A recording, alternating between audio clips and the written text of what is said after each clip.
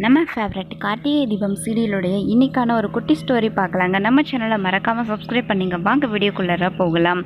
நம்ம தீபா வந்துட்டு கார்த்திகை எப்படியாச்சும் கல்யாணத்துக்குள்ளே எப்படியாச்சும் லவ் பண்ண வைக்கணும் அப்படின்னு சொல்லி ரொம்பவே மொக்கையான பிளான்ஸ் எல்லாம் போட்டு கார்த்திகிட்ட அப்பப்போ பார்த்திங்கன்னா பல்ப் வாங்கிட்டு இருக்காங்க.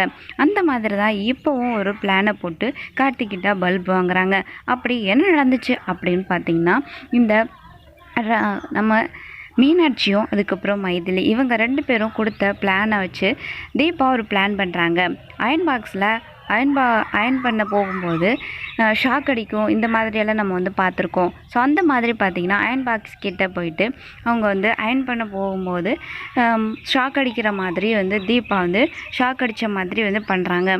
அப்போது கார்த்திக் அங்கே வந்துட்டு காப்பாற்றணும், ஒருத்தங்களுக்கு ஷாக் அடிச்சிருச்சு அப்படின்னா சிபிஆர் பண்ணுவாங்க இல்லையா, அந்த மாதிரியெல்லாம் பண்ணணும் அப்படின்னு சொல்லி தீபா வந்து இந்த மாதிரி பிளான் போட்டு ட்ரை பண்ணியிருக்காங்க. பட் ஏங்க இந்த மாதிரியெல்லாம் பண்ணிகிட்டு இருக்கீங்க, எதுக்காக இப்படி ட்ராமா பண்ணுறீங்க அப்படின்னு சொல்லி கேட்குறாங்க. என்னது ட்ராமா பண்ணுறேன்னா எப்படி சொல்கிறீங்க அப்படிங்கிறாங்க. எங்கள் சுவிட்சே போடாமல் எப்படிங்க ஷாக் அடிக்கும் அப்படிங்கிறாங்க. ஐயோ அப்போ நான் நடித்தேன்னு தெரிஞ்சு போயிருச்சா அப்படின்னு சொல்கிறாங்க. ஏங்க இந்த மாதிரியெல்லாம் பண்ணிக்கிட்டு இருக்கீங்க, இந்த மாதிரிலாம் பண்ணால் யார் வந்து உங்கள் மேலே லவ் வரும் அப்படின்னு சொன்னது அப்படின்னு சொல்லி கேட்குறாங்க. இல்லை இந்த மாதிரிலாம் வந்து ஷாக் அடிச்சிச்சுன்னா சிபிஆர் பண்ணுவாங்களா, அதாவது உதட்டோட மொத்தம் அப்படின்னு சொல்கிறாங்க. அதுக்கப்புறம் இங்கே பாருங்கள், இந்த மாதிரி மொக்கையான ஐடியாஸ் எல்லாம் பண்ணிக்கிட்டு இருக்காதீங்க அப்படின்னு சொல்கிறாங்க. இந்த மாதிரிலாம் பண்ணால் எனக்கு உங்கள் மேலே லவ் வந்துடுமா, அது மட்டும் இல்லாமல் நான் ஃபோன் பேசும்போது பின்னாடி இருந்து ஹக் பண்ண பார்த்தீங்க, இதெல்லாம் எனக்கு தெரியாதுன்னு நினச்சிட்டு இருக்கீங்களா, ஐயோ மாட்டிக்கிட்டோமா அப்படின்னு சொல்லிக்கிட்டு இருக்காங்க.